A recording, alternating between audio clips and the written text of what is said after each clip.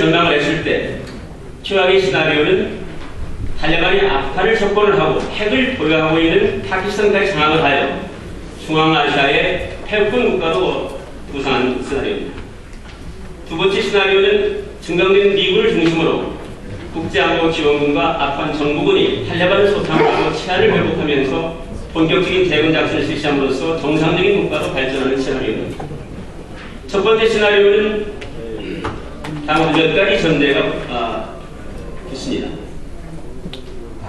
카르자이 정부가 부정부패에서 해나지 못하고 국민적인 신임을 받지 못한 상황 하에서 탈레반까지 아프간 주민들이 동조하는 상황이 됐을 때 급속도로 파키스탄과 연동작전을 통해서 그 지역 일대가 아수장해진 상황입니다. 그렇게 됐을 때 미군의 전사상자는 급격하게 증가할 것이고 거기에 참전하고 있는 동맹군들도 심대한 희생을 겪게 되면서 철군이 급속도로 전개되면서 진행될 겁니다.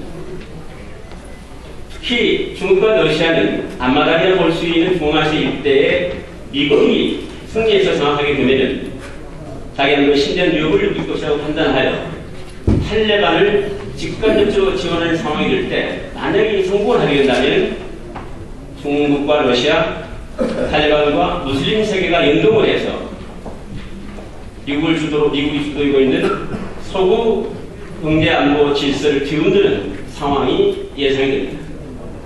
두 번째 시나리오는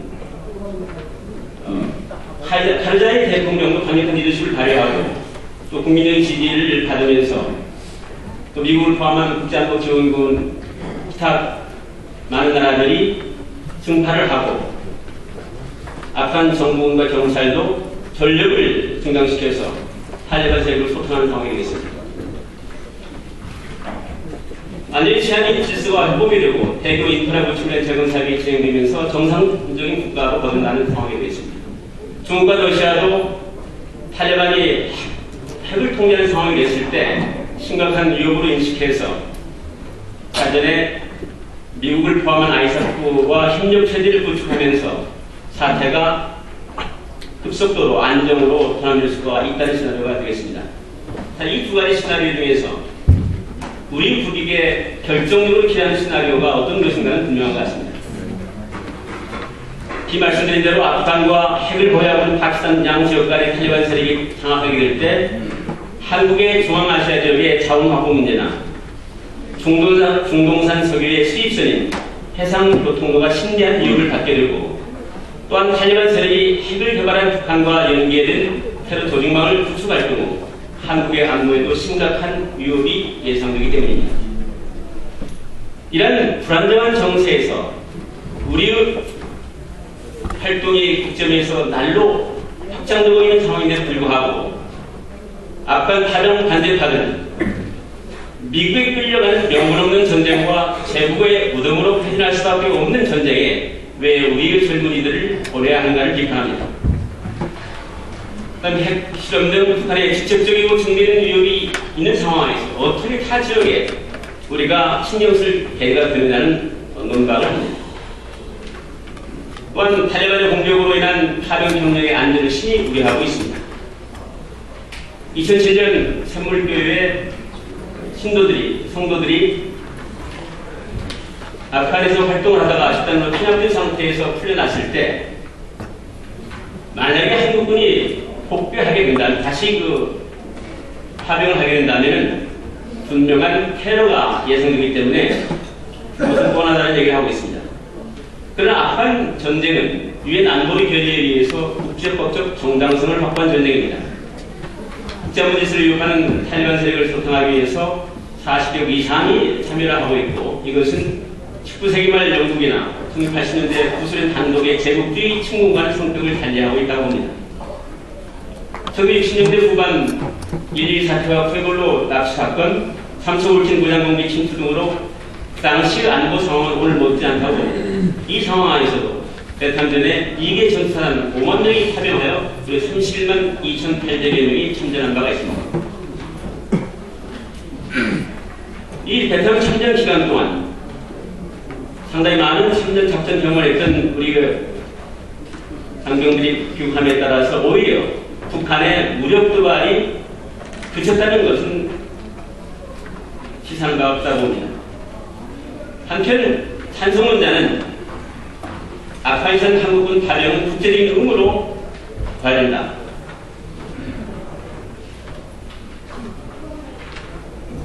또한 세계 13위 강국이자 유엔 사무총장을 배출한 한국이 400명의 PKO 파병을 함으로써 세계 39위에 머무는 수치를 극복을 해야 된다.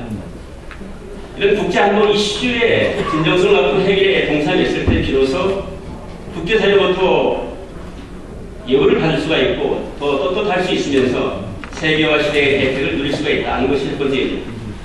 두 번째는 국익 증진 차원에서 필수적이라는 시각입니다. 이라크 자위선 부대를 파병함으로써 현대건설 등 13개 업체들이 23조 원에 이르는 이라크 아르빌 건설 수주를 통해서 알 수 있는 바와 같이 아프간 지역이 본격적으로 사회가 안정이 회복이 돼서 재건을 위한 주요 인프라 프로젝트가 진행이 될 때 우리 기업이 진출할 수 있는 미래시장을 볼 것이라는 시각입니다. 또한 K11 폭파형 소총이나 천마 비호, 수리온 기동헬기 등 우리가 지금 개발한 신형 무기 체계를 파병 동력에 무장시켜서 현재 작전을 수행해가지고 그 우수성이 입증이 될 때 방산 장비의 수출 시장의 필요도 개척이 될 수 있다는 의견까지 제시가 되고 있습니다. 뿐만 아니라 한국군의 작전 경험 축적은 한반도 유사시 대단히 크게 기여할 것이고 또 국제사회의 참여를 담보할 수 있다고 보는 겁니다. 일부 다른 시각이 있을 수가 있습니다만 아프가니스탄 사태가 심각했을 때 급기야 주한미군의 상당수를 전환 배치하는 경우에 한국 안보의 취약성이 노정될 것을 고려한다면 이를 예방하기 위해서도 아프간 파병은 불가피하지 않냐는 이야기가 나오고 있습니다.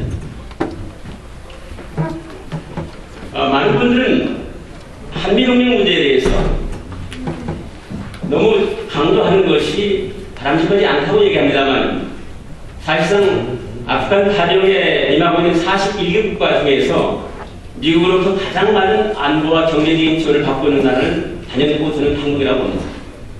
특히 MB 출범 이후 미국의 안보 공약은 대단히 강화되어 왔다고 봅니다.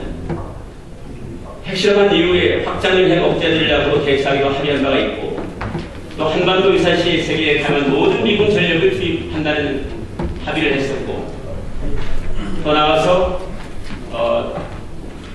콘센트 막사로 주둔하고 있는 미 기사단이 평택기지로 이전하게 되면서 거기에 주한미군의 장전 근무 기간을 1년에서 가족을 동반하는 3년으로 연장을 시키고 있고 뿐만 아니라 우리 한국금융위기 관련해서 300억 달러의 통화 스와프를 체결하였으며 5천여 명의 대학생들을 초청을 해서 어학연수와 인턴 등의 프로그램을 처음으로 한국에게 적용하고 있다는 점, G8 때 정상회담 시 우리 대통령을 초청해서 결국은 내년도 G20 의장국으로 선정하는 데 결정적으로 기여하고 있다는 점 등은 안보, 외교, 경제적인 측면에서 미국으로부터 받는 지원이 대단하다고 봅니다. 특히 통일 과정에서 미국의 지원과 성원이 없이는 어렵다는 것을 고려한다면